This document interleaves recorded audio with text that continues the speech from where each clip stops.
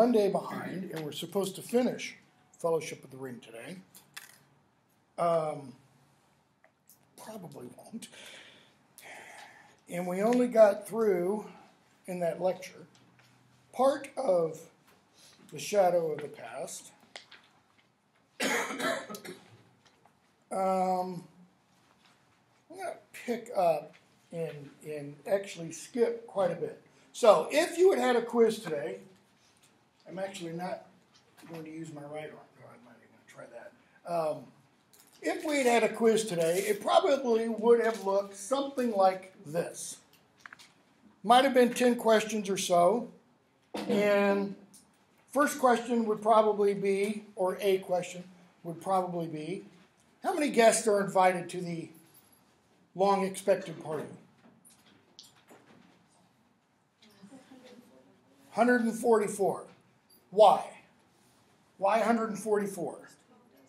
It was the combination of Bilbo's and Frodo's age. Because it's the combination of Bilbo and Frodo's age. Bilbo turns 111, Frodo turns 33, Frodo comes into his inheritance. 33 for hobbits is kind of like 21 for us. It's, when you're really fully an adult, so to speak, out of his tweens and all that kind of stuff. Okay?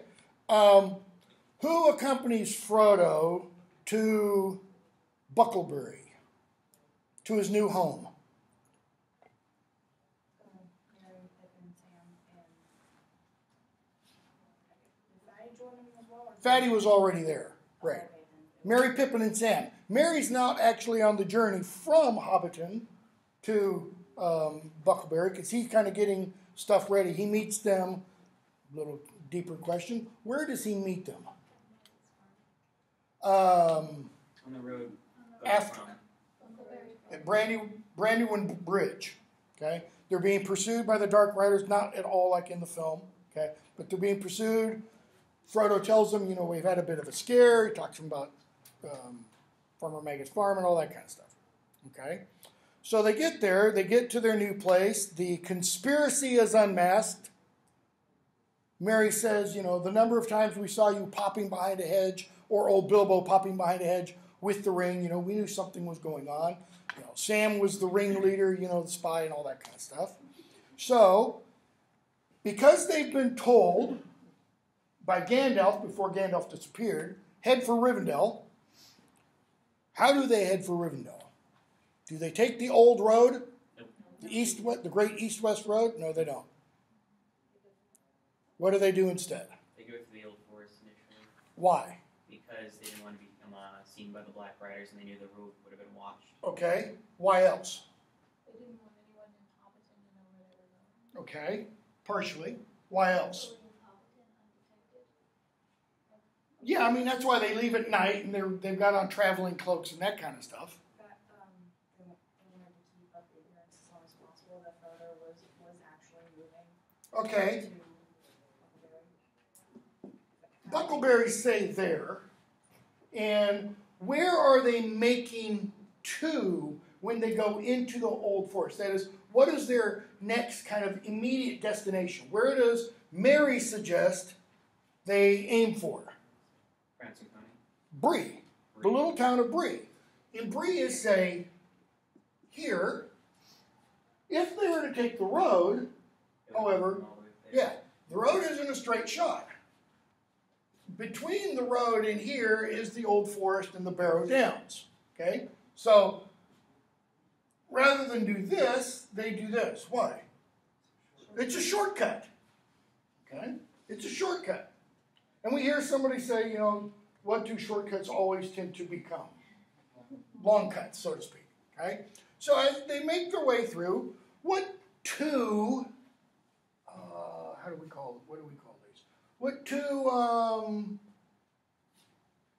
negative events, two bad things happen to them on the way through the Old Forest and the Barrow Downs from leaving here before riding at Prancing Pony? Merry and Pippin get eaten by a willow. Okay. And then the Barrow Downs captured them. And then the Barrow White. The Barrow White on the Barrow Downs captures them. Who rescues them both times? Tom Bombadil. Where else does... This is not in what you read for today, but just throwing this out. Where else does Tom Bombadil show up in The Lord of the Rings? Anybody know? Nowhere. Nowhere.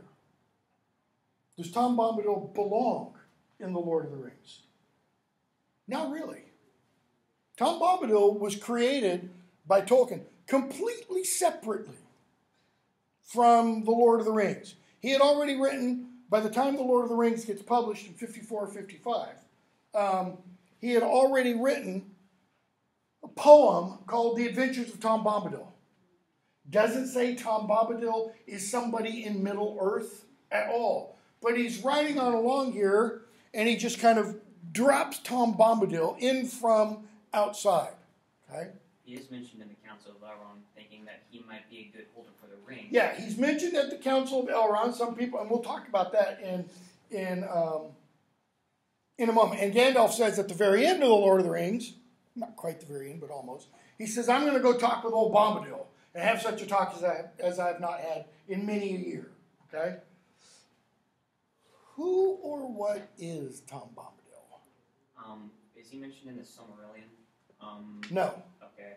Because I figured, since they mentioned the Council of Elrond, he has no power over the ring, but yet the ring has no power over him. So I'm thinking he's like on the same level, kind of what Sauron is, maybe, like some sort of angelic, or very ancient power. Okay, possibly. Let's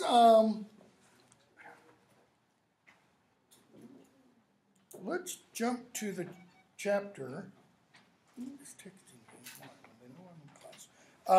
Jump to the chapter in the house of Tom Bombadil.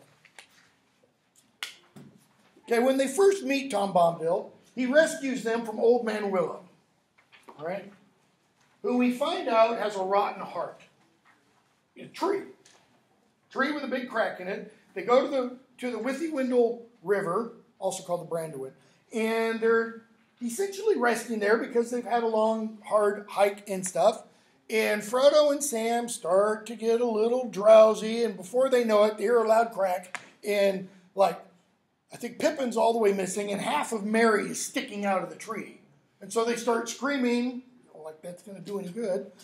And Tom Bombadil, shows up singing some silly song like he's out of the VeggieTales. And Old Man Willow opens up. Tom takes them off to their house. Okay?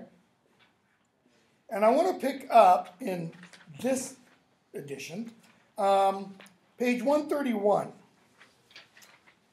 Let's kind of introduce this. Tom tells them it's Goldberry's washing day. Goldberry's his wife. She's the daughter of the River King. And he tells them stories and history. Okay? Throughout his talk, we see Old Man Willow come in and go out, we're told. And then his talk goes back to the time of the Great Barrows, and before then, the fortresses on the mountain heights and such. And we get this paragraph that begins on page 130. The hobbits shuddered. Even in the Shire, the rumor of the Barrow-wights, or the Barrow Downs, beyond the forest had been heard. Okay? Not a tale they liked. Narration goes on. Top of 131. When they caught his words again, in other words, it's like they're drifting in and out while Tom is talking. So time is passing. Not just, a half hour, 45 minutes, an hour. When they caught his words again, they found that he had now wandered into strange regions beyond their memory and beyond their waking thought, into times when the world was wider. And the seas flowed straight to the western shore, and still on and back Tom went. What does that mean? And the seas flowed straight to the western shore. Talking about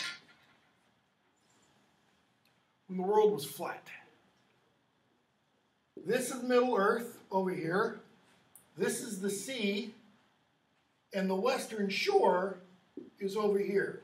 The western shore is what's called Valinor. Okay?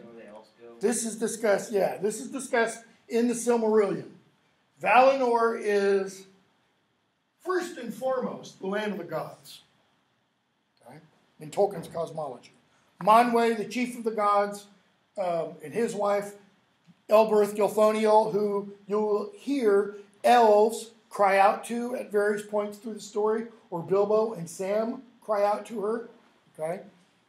So we're told, as they're listening, Tom is describing events that go back to when the world was like this. The world, obviously, at the time that the story is going on, is round. Okay?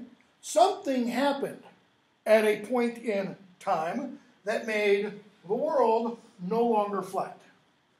In Tolkien's cosmology and in his story of creation, the world is created flat, okay, so that you can get from this point in the uttermost east to this point in the uttermost west. It's not like in our world where east and west eventually meet. All right? So, and still on and back Tom went, singing out into ancient starlight, when only the elf sires were awake. Then suddenly he stopped, and they saw that he nodded as if he was falling asleep. They sit still, enchanted. It seemed as if under the spell of his words the wind had gone, the clouds had dried up, the day had been withdrawn, darkness had come from east and west, and all the sky was filled with the light of white stars. Whether the morning and evening of one day or of many days had passed, Frodo could not tell. In other words, if, and again, you don't have to, but I would encourage it, because I think you might actually enjoy it, if you're weird. If you read Tolkien's essay on fairy stories, he is describing here the effect of the actions of fairies on humans in, for example, written accounts from the Middle Ages, where we have written accounts of humans coming into contact with elves. And it's like they walk into a story. It's like they step into Neverwhere or into, Alice Through the Looking Glass kind of a thing. Okay? Frodo sits there and he's wondering. He's not hungry. He's not tired. He's just filled with wonder. If you also read that story, and I talked a little bit about this, I think, the other day, he's got that sense of recovery. He's seeing with clear vision now. And so he asked Tom Bombadil a question. Who are you, Master? Okay. What did he already say when they asked Tom, who are you? Well, I'm Tom Bombadil. Doesn't really answer the question, does it? Okay. Yeah, he's going to go on. Tom, what? Said Tom, sitting up, his eyes glinting in the gloom. Don't you know my name yet? That's the only answer. What? What does he mean? Don't you know my name yet?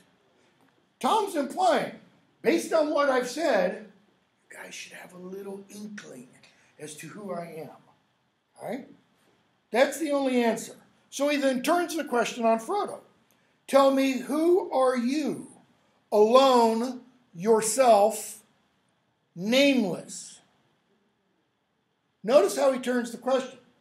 He seems to be taking what Frodo asks and saying, I am alone, myself, nameless. How can somebody be nameless? Let me think about it for a moment.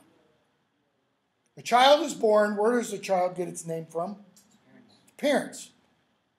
So if you're nameless, does it mean your parents just don't love you and they just call you it? A boy, girl, thing? Not necessarily. Tom's getting back. He's going back farther, or Tolkien is, and suggesting something possibly about Tom and his origins. Okay, he doesn't have parents. There wasn't anyone to name him. There wasn't anyone to name him, which would mean Tom would be what? Good God. Yeah. See, I don't know that this is the case.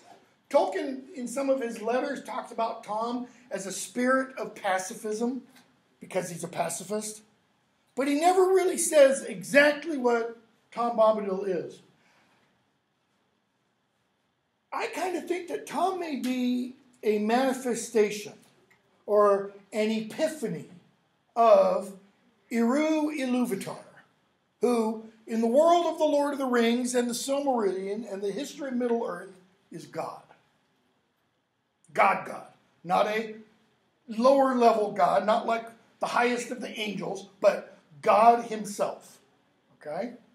Because only God is totally what you would call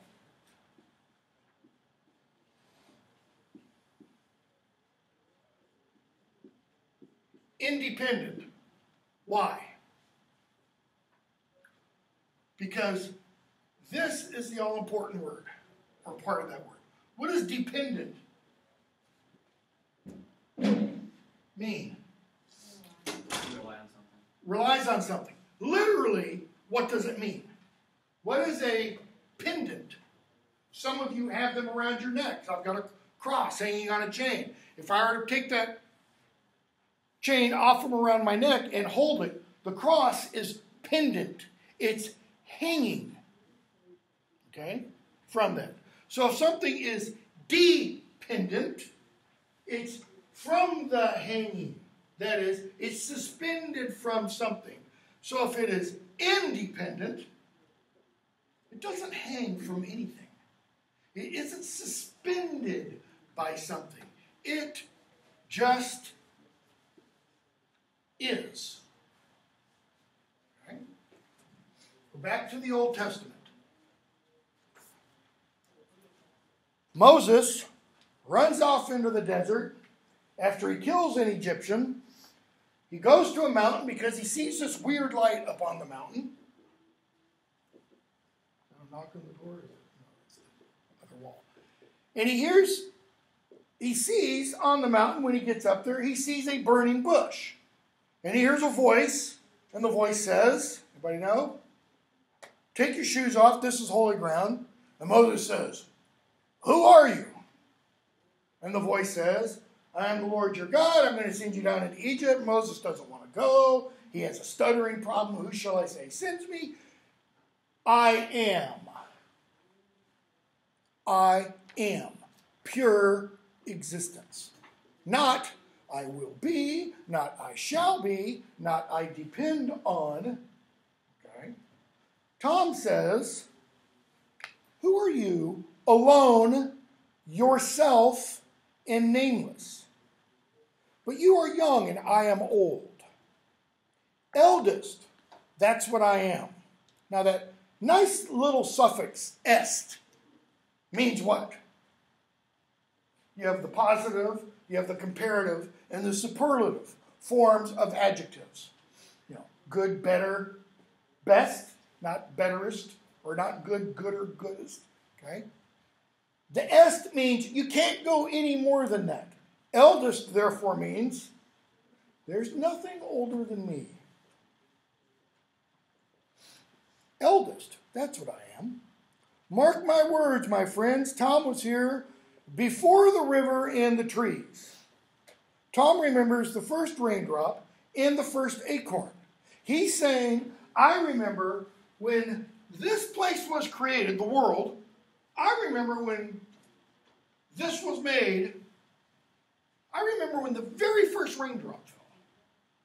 I was here before the very first tree spouted up. Now that could mean that he's just a, you could say, local god, an earth god, a fertility god possibly, though there is another fertility god in Tolkien's pantheon. So he goes on. Tom remembers the first raindrop, the first acorn. He made paths before the big people and saw the little people arriving. Before the big people, that's the elves. Oh, that was man. Okay. That's the elves. The little people are dwarves, and then later on, hobbits. Okay. Men are also big people. You've got the firstborn, the elves, the secondborn, humanity. Okay. He was here before the kings and the graves and the Barrow-wights, which is really kind of more recent history. compared to the other. When the elves passed westward, that is, when they went from Middle-earth to Valinor, Tom says what? Tom was here already, before the seas were bent. One of the first things recounted on in the Silmarillion, after the creation of the world, is when the elves wake up, and it's dark, because they wake up under the nighttime, right? And they're called by the gods, and they go across the sea to live with the gods. The reason they come back is because they screw things up. It's the fall story, okay? He was here before the seas were bent, and then he's going even farther back. He knew the dark under the stars when it was fearless, before the Dark Lord came from outside. Now, the Dark Lord, that's not referring to Sauron. That's referring to Sauron's chief. Okay? The Dark Lord there is Melkor / Morgoth. So who is Melkor? Who is the one that Sauron followed into darkness? Melkor in Tolkien's cosmology is the equivalent of Satan. Okay? He is the highest of the gods, with maybe one little slight exception.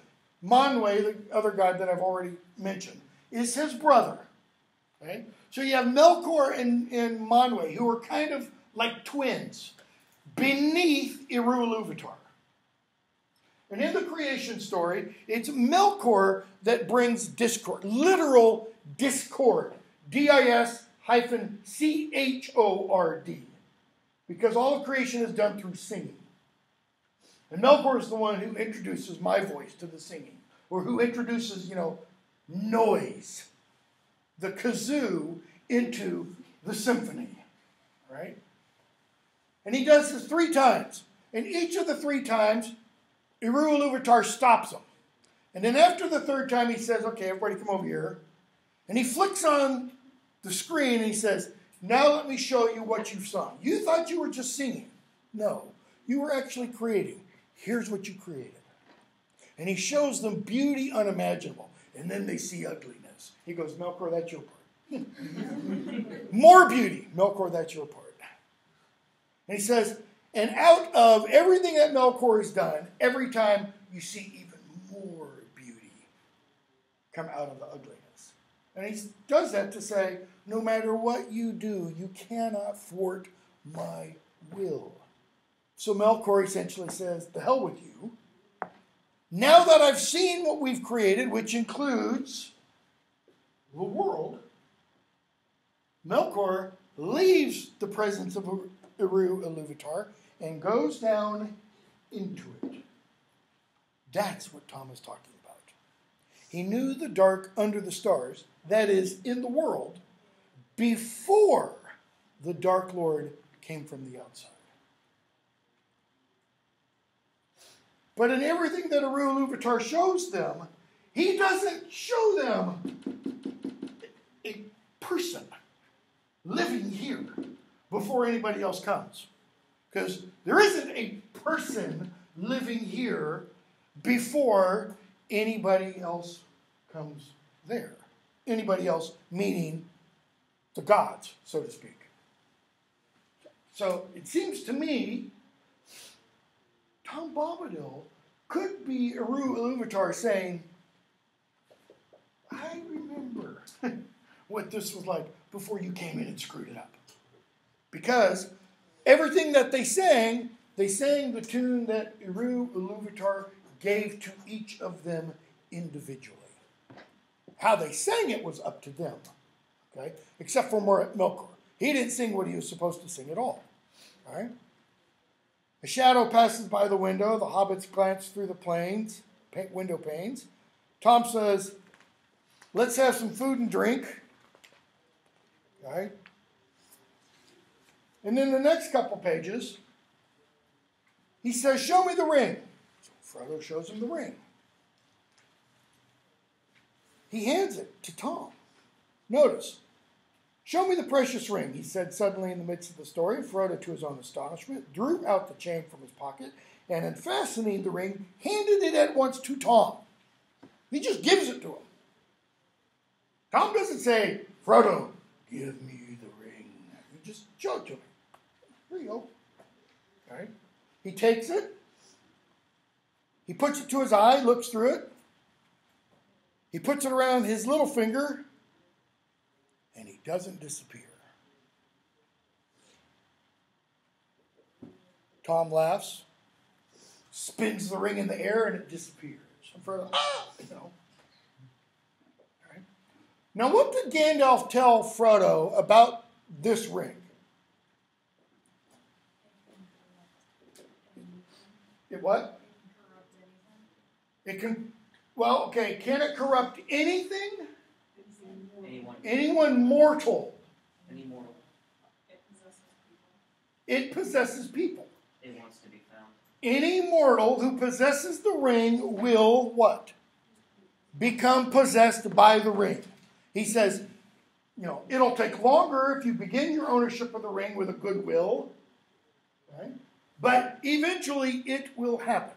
So notice, by the way, what Tolkien is telling us there in the second chapter of this 1,200-page novel. Everyone, every mortal who possesses the ring, if they own it long enough, will what?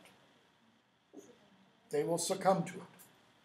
Who does every mortal obviously include? Frodo. We're being told right there, Frodo is going to fail if he holds onto the ring long enough. Okay? Because Frodo's mortal. Who's immortal? Is Gandalf immortal? Nope, he's not. Is Elrond immortal? No, he's not. Stick a knife in him, he'll die. Okay? He won't die of old age. He won't die of sickness. But you can't kill him. Doesn't he also possess one of the Elder Rings? Yes, he does. Right? Galadriel's not immortal, though she lives really, really long. She's older than Elrond, by the way. Okay. Is Sauron immortal?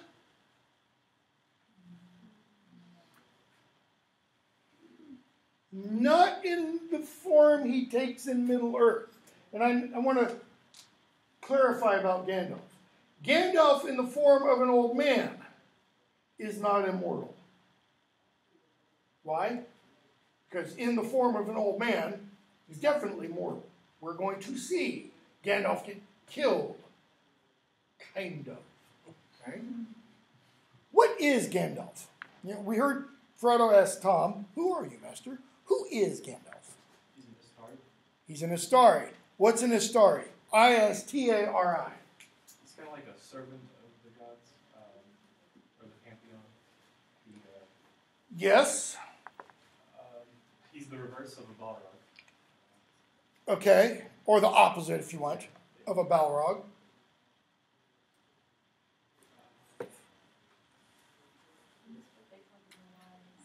Okay, he's one of the wise. What would he be in, let's say, the Christian cosmology? He's an angel. Literally. He is an angelic being. He is one of what is called, or what are called, the plural is Maiar. The individual, or the singular, is Maya. Okay? Sauron is one of these. Gandalf is one of these. The Balrogs are these. Saruman is one of these. Okay? These are like junior level gods. Manwe is what is called a plural. Vala. Plural Valar. Individual or singular Vala. These are the highest ranking gods. Right? Other than Eru Iluvatar, who is really the only god. So these are angelic beings, essentially, in Tolkien's cosmology. So Gandalf can be killed in his human form, but you can't unmake him. Okay? Which is why, I'm going to give something away here. When we get to the very end of The Lord of the Rings, Saruman is killed. And his body crumbles away to dust, and we see it. But what is really Saruman has merely gone on to another place.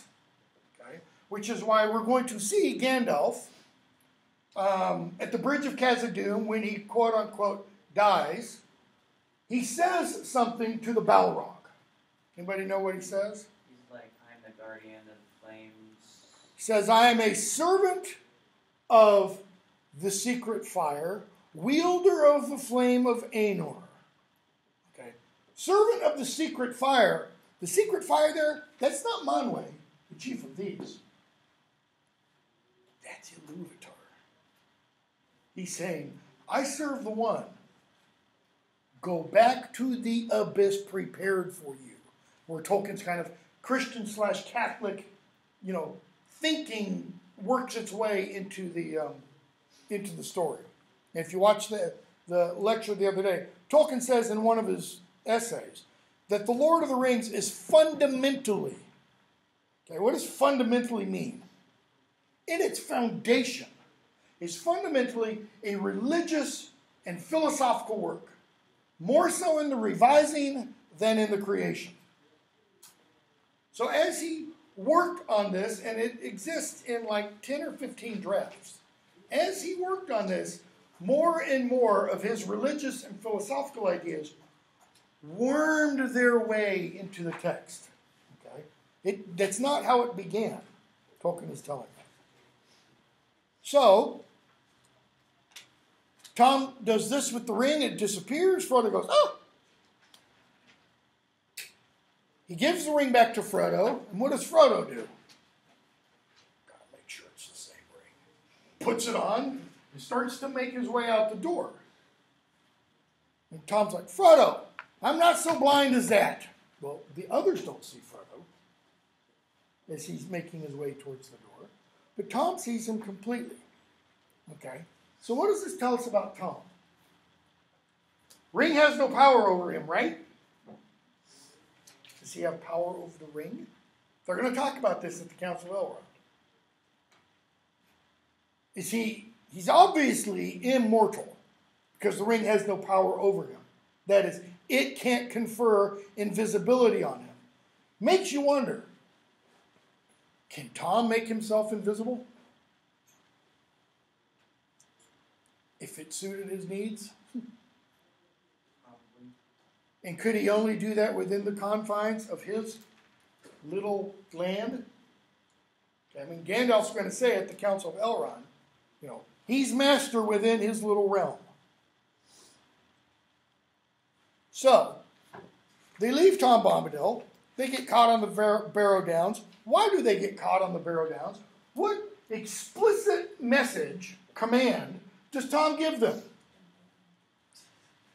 Stay clear of the mounds. And if you see a rock standing on top, really stay clear. But when they get there, the fog descends. They eat lunch next to the rock. Yeah, and they sit up next to the rock. Okay, don't sit next to the rocks. Why does Tolkien do this? Well, go to England and go to a variety of places in England where you have what are called standing stones. Okay? In Celtic mythology, those standing stones may, not that they always do, may serve as portals to the Celtic otherworld, the land of fairies and elves. Okay? And fairies and elves use those portals to come into our world and kidnap humans. Take them back to their world, use them as slaves, both field work type slaves and sex slaves. Yep, they even have it in the Middle Ages, sex trafficking. Okay? Read some of the stories of fairy abduction in the Middle Ages, and you'll hear about people who come back, okay, And they're not quite the same as they were because of what happened over there. Great example, it's not Middle Ages. Read the poem by John Keats, La Belle d'Absence Merci, which is about a knight who comes under a fairy's thrall. She sings to him, she lulls him. When he comes back to this world is dull and dreary and gray all the time. Because the Celtic otherworld is like this world on steroids. Red in this world is not red compared to the red of the Celtic otherworld. Blue is not blue compared to that. It's all kind of a dirty laundry color compared to the real colors there. So they leave. They get captured by the Barrow-wight. And what idea does Frodo have while they are under the spell of the Barrow-wight? They're in the barrow. Frodo sees that hand, kind of crawling towards Merry and Pippin. And an idea pops into his mind. What could he do? Put on the ring and book it. Yeah. I can leave. I can be safe. They'll understand. They would say, save yourself, Frodo. And instead, what does he do? Sings Tom Bombadil. Okay. Sings to Tom Bombadil, and he reaches for a sword and slashes at the hand. Tom comes and saves them. He takes everything out of the barrow and exposes it to the sun. Okay. What is included in the barrow that he then gives to the hobbits? Swords. Okay. Why is this significant? He's a pacifist. He's giving them swords. Louder? He's a pacifist, so he's giving them swords. Okay, kind of, But he's only really a pacifist in his little area. Why? Because, he has total power. Who's going to be stupid enough to take on Tom Bombadil? Not even Old Man Willow takes on Tom Bombadil. When Tom Bombadil's in the area, Old Man Willow just kind of goes to sleep. He's not going to bother him. Okay? Well, But notice Tom Bombadil doesn't chop down Old Man Willow either. in the Council of Elrond, they were actually talking about, Tom Bombadil will keep the ring safe until Sauron actually gets there, and they figure that maybe he may even fall to Sauron's the Dark Lord's power. Where were the swords from that he gives them? From the old kingdom of Westeros? From the northern kingdom of Gondor, from the kingdom of Aenor. Okay? And he tells them, there's Elvish writing on the swords, and he tells them where and when the swords were made. Page 146. Tom says they're not actually swords, they're knives, because remember, we're dealing with midgets. Okay? At the very tallest, they're 4 feet. Merry and Pippin, at the end of the Lord of the Rings, actually make it to 5 feet. Okay? My oldest daughter would be really happy, because then she'd still be taller than them by an inch. Sorry, Katie, if she ever watches this. Old knives are long enough as swords for hobbit people. Sharp blades are good to have as Sharafoot go walking. East, south, or far away into dark and danger. Notice, if you're going to go walking, if you're going to leave your home, then maybe it would be good to have a weapon. Then he told them that these blades were forged many long years ago by men of Westernessa. They were foes of the Dark Lord. Westernessa was, back when the world was flat, was an island out here. Okay? It is an island that gets destroyed by the gods when they change the shape of the world. The island sinks. Real world myth, anyone? Okay. Forged by the men of Westernessa, they were foes of the Dark Lord. This is Sauron. But they were overcome by the evil king of Carn Dûm in the land of Angmar. Okay, so he's just given us a little bit of information. Upon first reading of The Lord of the Rings, that doesn't make any sense at all. Other than Gandalf told us some things in the chapter, The Shadow of the Past. Right? Shadow of the Past is the most important chapter of the first half of Fellowship of the Ring. It's the second chapter. In the second half of Fellowship of the Ring, the Council of Elrond is the most important chapter. And it's the second chapter. Okay? First chapter, A Long Expected Party, is about a whole bunch of people coming together and then breaking apart. The first chapter of the second half is many meetings about people who have been long separated, Frodo and Bilbo primarily, who meet again. Okay? So, who is the evil king of Carn Dûm in the land of Angmar? He's the Witch King. He is the captain of the Nazgul, the leader of the Nine. The Nazgul, the Black Riders. Okay? So what did Tom just tell us? These knives were forged specifically. Their purpose was for fighting this guy. Okay? One of these knives is going to be instrumental in the defeat of the Witch King of Angmar. In fact, he would not have been defeated if it hadn't been for one of these knives. This gets completely left out of the film so that it doesn't make a lot of sense. You just think, oh, well, look at that. Merry and Eowyn, they killed the Witch King of Angmar. Golly gee. And you're not given this kind of background. See, this is the kind of little background detail that Tolkien is known for. He creates his world so perfectly that there aren't any loose threads. You're going to see when we get to the Harry Potter stories, you know, it's like an American flag that's been flying through a bunch of hurricanes. There's loose threads galore that you tug on them and it starts to fall apart. Okay?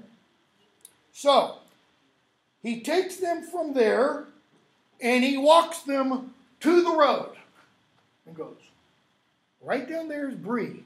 You can't miss it. If what? If you stay on the road. Stay on the road. Okay? And we'll see this a few times in Tolkien. In both The Hobbit and The Lord of the Rings.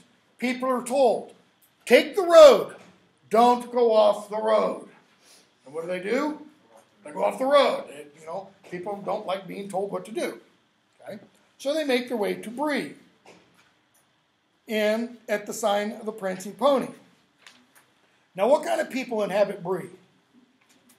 Men and hobbits. Men and hobbits. Living together. Okay?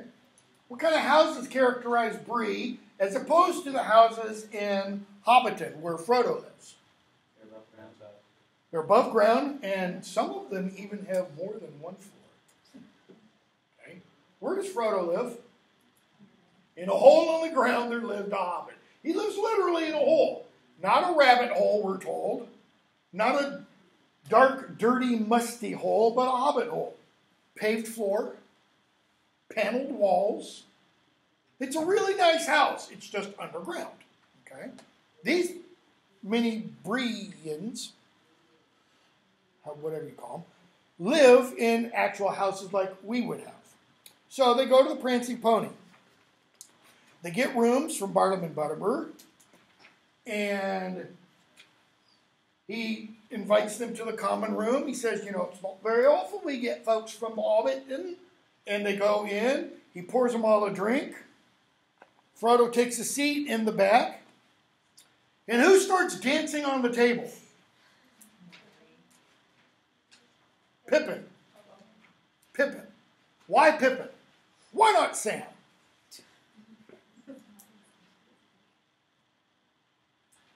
Wasn't Pippin like used to like coming across the brandy wine and he would That's Mary, oh, it's Mary. actually. Mary's been to Bree a couple of times. Okay. Okay. Why else? He's the youngest. Okay. Pippin's the youngest. He's the most carefree, as Gandalf was going to say. And he's kind of, if you want to put it this way, he's the stupidest of them. Okay. Sam doesn't do anything that's not kind of, you know, what's in Mr. Frodo's best interest. Is Sam merely Frodo's servant, by the way? No. No, he's not. Is he Frodo's servant? No, he's not. He's his gardener. Okay? What does that mean? That's his employment. What's the difference between a servant and somebody that you employ. Yeah, you don't necessarily pay a servant. I mean, you might give him room and board, but Sam lives in his own house. He took over the job after his father and his father before him. So gardening is kind of the family business, so to speak. But a lot of people read The Lord of the Rings and they say, oh, it's so classist. You know, you've got Frodo up here at the top and Sam's down here licking his heels.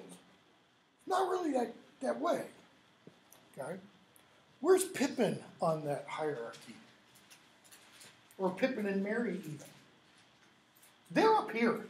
They are landed gentry, landed aristocracy. Pippin, after all, is a took, or took, if you want.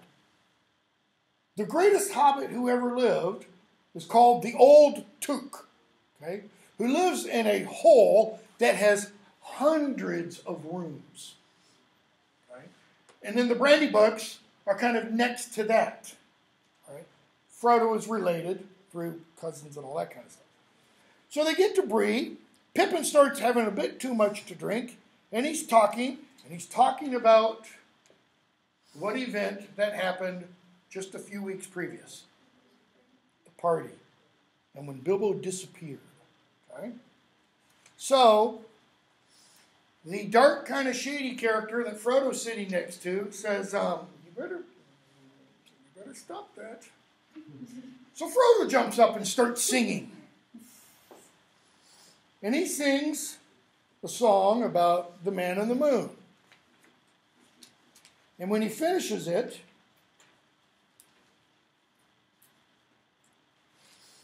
he accidentally puts his hand in his pocket where the ring is. Why isn't the ring on the chain around his neck like it usually is? Yeah, we're never told that. But he's got the ring in his pocket, sticks his hand in his pocket, the ring slips on his finger, he disappears. He slinks back over to the back of the room, and this character, Strider, page 161, says, well, why did you do that? Yes? Would he not have put it in his pocket after he got that ping pong? Yeah, I mean, that makes sense. That was, days ago. He's been kind of busy. Yeah, you can say he's been kind of busy. But he usually does wear it on a chain around his neck. Because the ring wanted to be put on. More than likely, what's the ring, as Gandalf says in The Shadow of the Past, what is the ring trying to do? Get back to its master. It has a will of its own. Okay? Why? Because Sauron put most of his power into it. So, Frodo says, when Strider says, now you put your foot in it, or should I say your finger? I don't know what you mean. Yes, you do. Mr. Baggins. Okay. What name has Frodo been going by? Underhill. Okay. So they go back to Frodo's room, Strider with them, and Strider talks to them about these riders, the Black Riders. Says, I know them. Not like I go out drinking with them, but I know who they are and such. And he offers them his help. Bottom of page 165. Strider says, perhaps I know more about these pursuers than you do. You fear them, but you do not fear them enough yet. Tomorrow you will have to escape if you can. Strider can take you by paths that are seldom trodden. Will you have him? And Sam kind of, I think, stands up. If I were shooting this, he would stand up and he would kind of stand in front of Frodo, a barrier, and says, with your leave, Mr. Frodo, I'd say no. This Strider here, he warns and he says take care. And I say yes to that. And let's begin with him. He comes out of the wild and I have never heard no good of such folk. He knows something, that's plain, and more than I like. But it's no reason why we should let him go leading us out into some dark place far from help, as he puts it. In other words, Sam says, you're a stranger. I don't know you. Therefore, one, you're bad, and two, I don't trust you. Okay? And Frodo says, I disagree. I don't think you are really as you choose to look. What does Strider look like? Does he look like Viggo Mortensen? Nope. No, why not? He's been on the woods, kind of hobo-esque. Okay. Doesn't Viggo Mortensen look kind of like he's been in the woods and hobo-esque in the film? What one basic problem does Viggo Mortensen have for the character of Strider? Louder. He's too pretty. He's too pretty. Okay. Strider is not supposed to be right off the catwalk. Okay, a little bit of stubble and throw some mud and horse urine, stuff on him. Big deal, right? Put a bunch of mud on Viggo Mortensen, you still have Viggo Mortensen. In which most women I know would go, okay, I'll take him, just hose him down and okay. No, okay? Strider is not supposed to be, he's not ugly, okay? He's not deformed, but he's lived most of his life where? Outside, on the road. If I were casting, and maybe not, well, he'd be pretty good now because he's about the right age, actually. Not quite, he's getting close up there. I would cast Sam Elliott. If you know who Sam Elliott is, look him up. He's perfect for Strider for a variety of reasons. One, he's got the right height. Okay, he's like 6'5", 6'6". Okay, he's got the right build. He's got the right voice. He's got the deep, gravelly voice. And he's attractive, but he's not Viggo Mortensen pretty. Okay, it's really easy to uglify him. You have to do plastic surgery to make Viggo Mortensen ugly. Okay? So, Bartolome Brotherburg then runs in and says, sorry, but I've got this note here left for you. When was the note left? It's dated. Yeah. June 22nd, I want to say. And it is now October. The note was supposed to be delivered to Frodo back in June. Okay? Because the note tells him to leave before midsummer. Okay? And Frodo obviously doesn't. So, Frodo reads the note. It's Mid-Year's Day, Shire 1418. He reads the note, and then he sees the P.S. Gandalf tells him, make for Rivendell. There I hope to meet you. Don't use it again. That's the first P.S. Notice he's assuming Frodo's going to use the ring. Second P.S. Make sure it's the real Strider. There are many strange men on the roads. His true name is Aragorn. And then he includes a nice little piece of poetry. And he says, third P.S. I hope Utterburst sends this promptly, page 170. A worthy man, but his memory is like a lumber room, thing wanted always buried. If he forgets, I shall roast him. All right? Frodo reads the letter, gives it to Pippin and Sam. Where's Merry? He's gone off for a walk. Okay? Which turns to be key. So, Frodo says, but what can have happened to Gandalf? He writes as if he was going into great danger. Strider, he's been doing that for a long time. What is Frodo's awareness or understanding of Gandalf? Gandalf or Gandalf, however you pronounce it, at this point? He's like a grandpa, and he's an old man. Yeah. Ian McKellen, and he does cool fireworks. But Gandalf did tell him, chapter Shadow of the Past, some other things that's happened. He's been to Mordor. He's captured Gollum and all this kind of stuff. He's been opposing Sauron. So he knows he's more than just a fireworks dealer. I mean, he has, Bilbo told him, all the cool stuff he did while he was, there and back again. Breaking, the rock and freezing those trolls and, the sunlight. So, I mean, I guess... But that's merely understanding troll nature. If you keep a troll up till sunlight, they're going to get frozen. But what did Gandalf do if you've read The Hobbit? He was a ventriloquist. He threw his voice to sound like the other trolls until the sun comes up. He doesn't use magic. Okay? He does later in The Hobbit when he has lightning flash from his staff. So, I mean, he knows Gandalf has powers. Okay? Frodo says, well, why didn't you tell us you were a friend of Gandalf? It would have saved us time. He's like, really? Would you believe me? Does he believe him yet? Does Sam believe him? Sam says, page 171, you never mentioned Gandalf till this letter came out. You might be a play-acting spy for all I can see, trying to get us to go with you. You might have done it in the real Strider, took his clothes. What have you to say to that? Okay. Sam's, about 3 feet tall. Strider's twice his height. If you want to make Strider look like Schwarzenegger, go ahead. That's what too many people kind of think. Strider says, I would say you're a stout fellow, Sam. In other words, you're a tough little guy. But I'm afraid my only answer to you is this. If I'd killed the real Strider, I could kill you, and I should have killed you already without so much talk. If I was after, he mentions it, the ring, I could have it now. And he stands up to his full height. He doesn't just kind of stand up like that.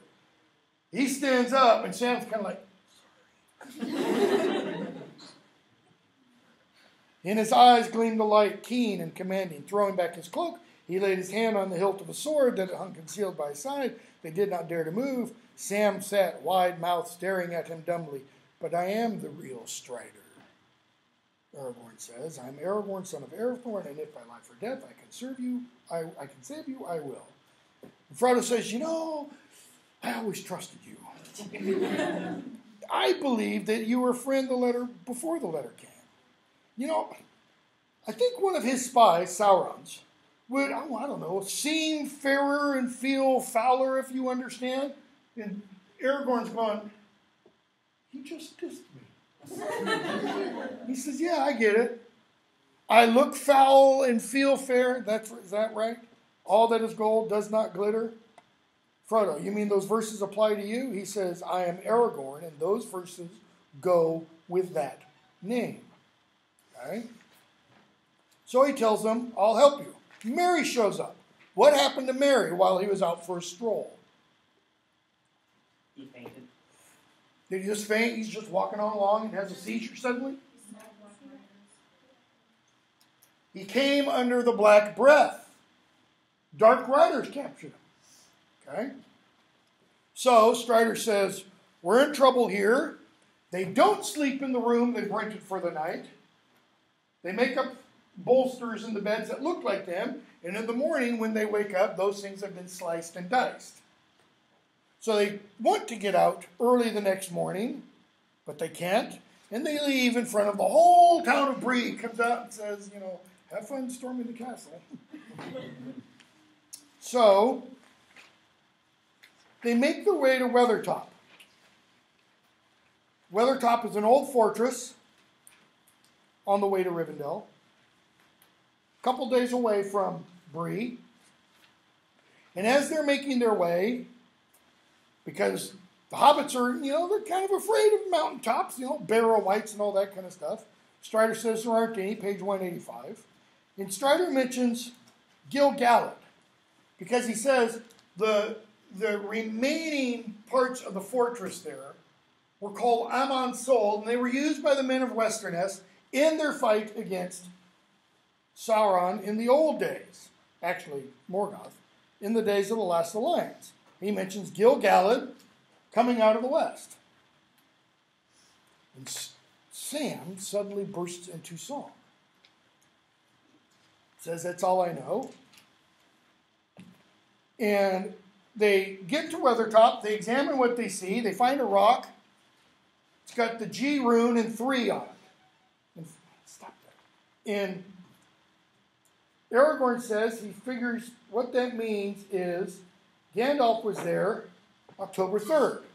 Yes? Didn't, while they were journeying to Weathertop, they actually saw flashes of lightning? They saw flashes of lightning. Yeah, we didn't talk about that. They saw flashes of lightning off to the west where Weathertop is. Frodo has a dream, okay, where he hears the horns of Buckleberry sound, foes, fire awake, and it's a dream of what is happening at Crick Hollow when Fatty Bulger raises the alarm because the Dark Riders have come. So Strider explains what he thinks has happened, and then they leave Weathertop and they go off to a little hollow, a little dell just off the top of it. And Aragorn sings them a song. Because Mary says, "Tell us of Gil-galad," page 191. "Do you know any more of that old lay that you spoke of?" He says, "Yeah, I know a lot of it." Why? Because it concerns him. He says it concerns Frodo. It concerns Aragorn deeply. Because the people that he sings about, Beren and Luthien Tenuvial, are the model for Aragorn and Arwen. Okay? Aragorn is a direct descendant of Beren and Luthien. By the way, if you were to go to Oxford and go to the cemetery where Tolkien and his wife are buried and look at the headstone, it has J.R.R. Tolkien, his birth and death dates, Beren. Edith Pratt Tolkien, birth and death dates, Luthien. The love tale of Beren and Luthien, Tolkien wrote to describe he and his wife. He met her, I think, when he was 15 or 16, fell in love, and the priest who raised him, because his parents died when he was fairly young, said you can't have any contact with her until you are of age, meaning 21. And he broke off all contact, went and fought World War I, came home, turned 21, wrote her a letter. I think she was engaged. I might be wrong about that, but I'm pretty sure she was engaged. Wrote her a letter, and they were engaged and married within the year. I mean, she always carried that torch smoldering for him, and he never forgot her. They were married, I don't remember, not 60 years, 50-some years. She died before he did. So he sings this long tale, right? And he says about this tale, page 191. So I'm not going to tell you about Gil-galad and that because, we're a little close in the errand we're on, and we know there are Dark Riders around, so we don't want to, draw the evil towards us. He says, I'll tell you about Beren and Luthien. He says it is a fair tale, though it is sad, as are all the tales of Middle-earth, and yet it may lift up your hearts. Okay, why are all the tales of Middle-earth sad? All the elves are sad. Okay, the elves are sad, you could say. Why else? What does Middle-earth not have that our world does have? And I'm going out on a limb here. I don't know if you're going to get this. What kind of hope is there in Middle-earth? Not a lot. Not a lot. What kind of hope is there for, quote-unquote, life after death? None. None. There's no kind of religious hope for, somehow, somewhere, everything that goes on in this life will make sense at some point. No, not really. It's pretty much just luck of the draw, and then you die.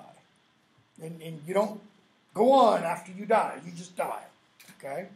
So he sings this song, and he tells them then, he kind of paraphrases and tells them what it means and what kind of verse it's in and all that kind of stuff, okay? And then they look out, and they see the riders. They make a big fire, and the riders come. Page 195, Frodo suddenly has a desire to put the ring on.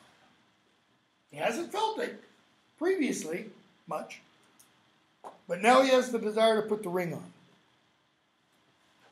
He forgets or he remembers the barrow. And he's like, no, I can't.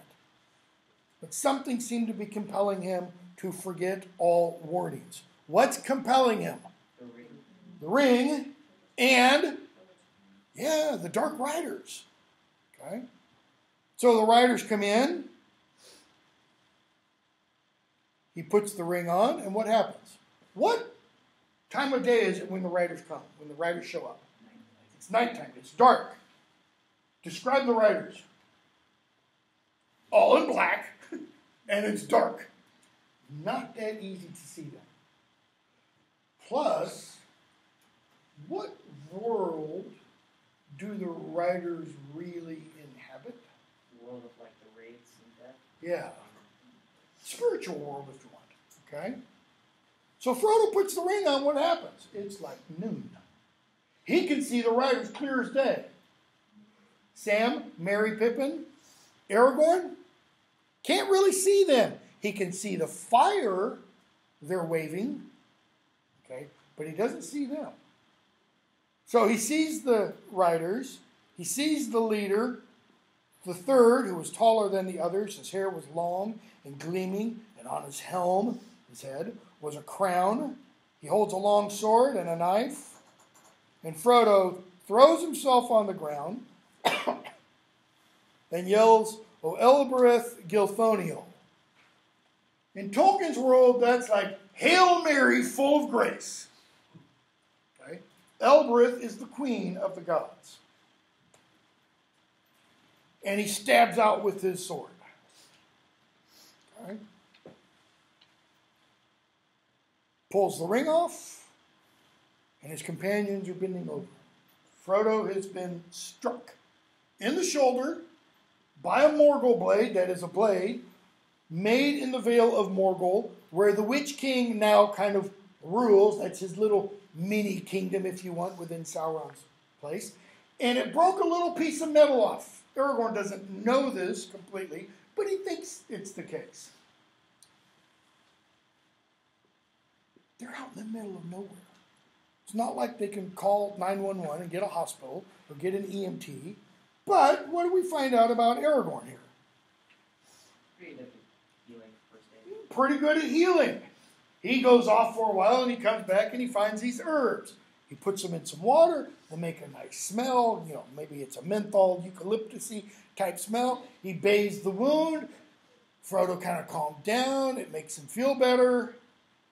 And they make their way to the ford of Bruinen. What do they see as they're making their way? What do they go by that we talked about earlier that Bilbo experienced in The Hobbit? Three trolls. The three trolls. Right? Stone. And Sam sings a song. They hear, after a few days, the jingle of a horse's harness. And the hobbits immediately think, oh, Black Riders. Frodo's, Sam, I'll get his name eventually, Aragorn. It's like, Black Riders don't wear jingle bells, you know, so that their horses don't sing as they canter along. Who shows up? No, it's Arwen, right? Warrior Princess. Idiot. It's Glorfindel. Okay. Of the House of Elrond, who is also really, really, really, really old elf. He doesn't look old, he looks 20. But he's been around a long time. Okay? And so they march along with Glorfindel for a while until they hear more horses. Glorfindel puts Frodo on his horse and says, ride. And Frodo's like, no, I'm not going to leave you. He speaks to the horse in horsish. And the horse, takes off like a rocket. Okay? Frodo gets to the ford before the Black Riders do. Okay? The ford is just where the river is lower and you can cross it. He gets there, he rides across, he gets to the other side, and he turns around and he faces now the opposite bank of the river that he just came across from. He sees all 9 of the riders come. Okay? What does he do? I got here first. Does he do that? What's he say? Go back. He yells to them. Because they say, essentially, come with us. And he yells, go back, page 214, go back to the land of Mordor and follow me no more. His voice sounded thin and shrill in his own ears. Why? Pretty weak at this point. Yeah, he's almost out. The riders halt, but Frodo had not the power of Bombadil. Because we don't know what power Bombadil has. But anyways, his enemies laugh and they say, come back. To Mordor we will take you. Go back. And they say, the ring. They're calling to the ring. And it's kind of like, if it's on his chain at this point, it starts to pull out towards them. And immediately their leader urged his horse forward into the water, followed closely by two others. And Frodo says, by Elbereth and Luthien the Fair, you shall have neither the ring nor me. So now he's upped the Hail Mary full of grace. Holds his sword up. Where did he get the sword from? Okay, the barrow. Used, forged to fight the very men that are, or wraiths, that are in front of him. He raises his sword, gives this last great speech, and the leader, who's now halfway across, stands up in his stirrups, raises his hand. Frodo's sword does what? Shatters. Okay? He was stricken dumb. His sword broke and falls out of his hand. Not a good picture. This is not looking good for Frodo. But at that moment, the flood comes down. And what does Frodo see in the flood before he passes out? Horses and riders. Okay? Why does the flood occur? We find out later. Elrond has put a spell, if you want, on this river, so that if anyone, without his approval, attempts to cross, the river will rise. It was also Gandalf that kind of had like little force touch things. Gandalf's the one who added the nice little warrior touch. Kind of like what? The long-expected party. Bilbo gives a speech. He says, and I'm leaving you now, puts the ring on. And what does Gandalf do?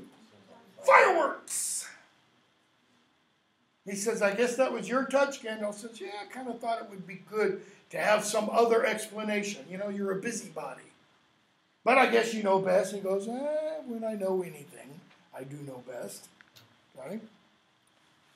But just before Frodo passes out, he sees something on the other side of the river coming towards the Black Riders. Because remember, the river's like this. Frodo's here. Black Riders, 3 of them are here. 2, 3, 4, 5, 6. The other 6 are there. He sees things coming here. What does he see? Shining figure and white light and other points of light. Like fires. Okay? And then he passes out. So, we get book 2. Now, when the book is originally published, books 1 and 2 are published simultaneously. That's all the first volume, Fellowship of the Ring.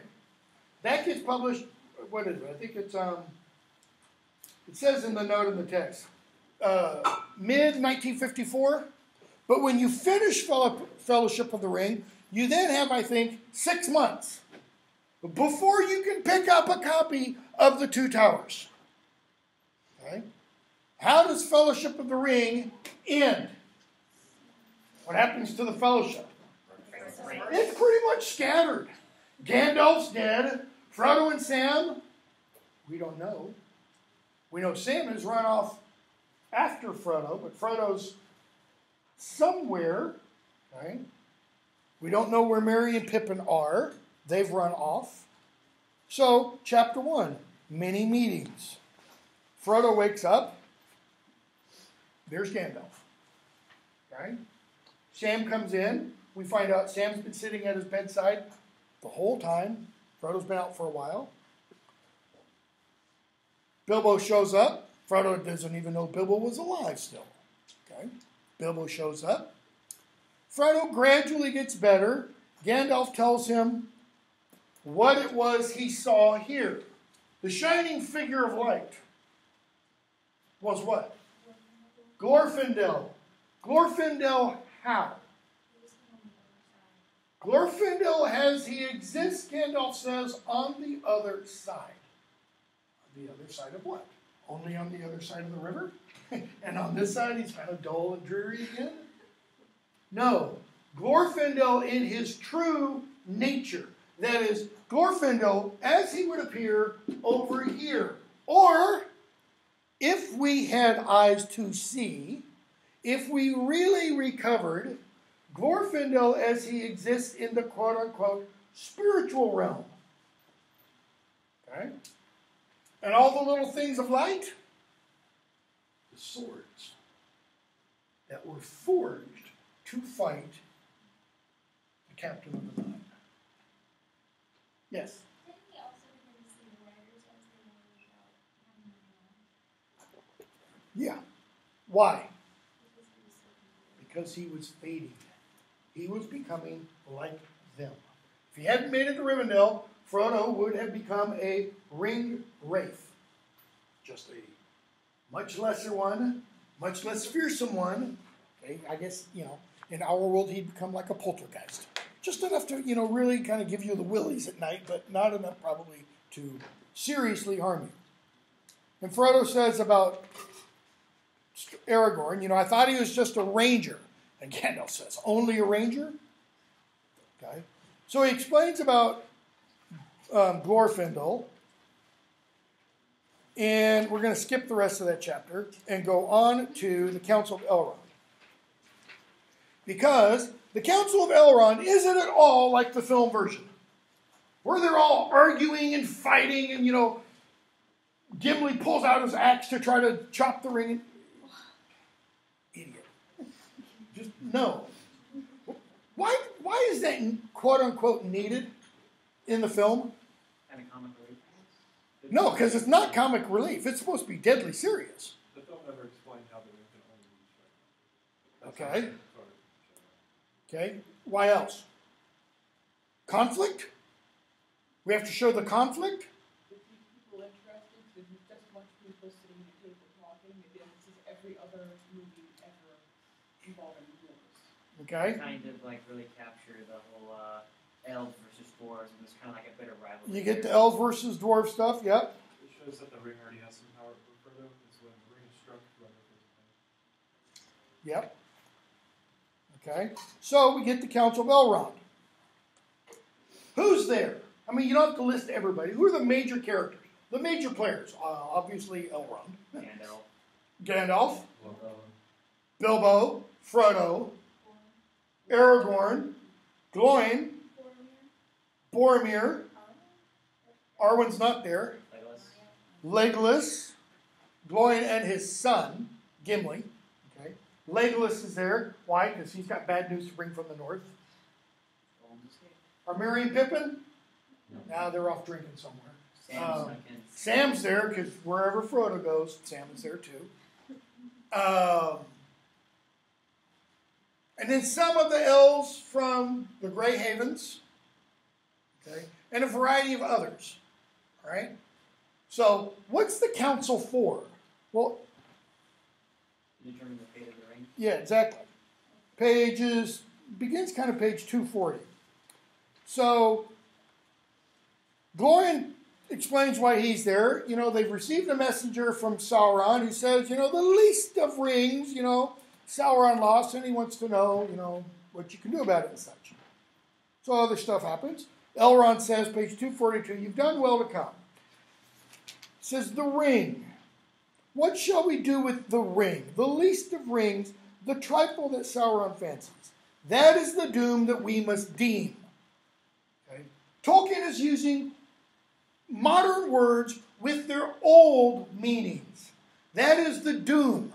The judgment is what that means. That we must deem judge. Okay? Because the word doom is going to come up later, And a character is going to say, Boromir, in fact, is going to say, then does that mean the end of Minas Tirith? And Aragorn's going to correct him. This is Aragorn's way of saying, Boromir, shut up. You don't know so much.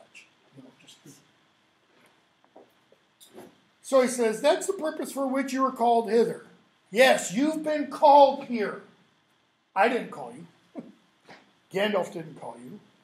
I didn't call you too many strangers from distant lands. You have come and are here met in this very nick of time, by chance as it may seem. He's going to say 2 or 3 times in this chapter, chance or fortune as it may seem. What does he mean by the as it may seem? It's kind of like divine intervention. It's not chance. There's no such thing as chance. Gandalf tells Frodo in the shadow of the past, what about Frodo in the ring? You were meant to have it. And not by the power that made the ring. By another power. Frodo's like, well, that sucks. I don't want it. He says, well, it ought to be encouraging to you. Like, yeah, right. You tell me I've got Satan's plaything and Satan wants it back. Tell me how that's encouraging. Okay? What does Gandalf mean when he says, by a power other than its maker? Manwë? Possibly. Eril Uvatar? Definitely, at least. At the very least, it includes that. Okay? All right, we'll stop there. We will finish fellowship, definitely, on Thursday, and maybe get into some of the Two Towers.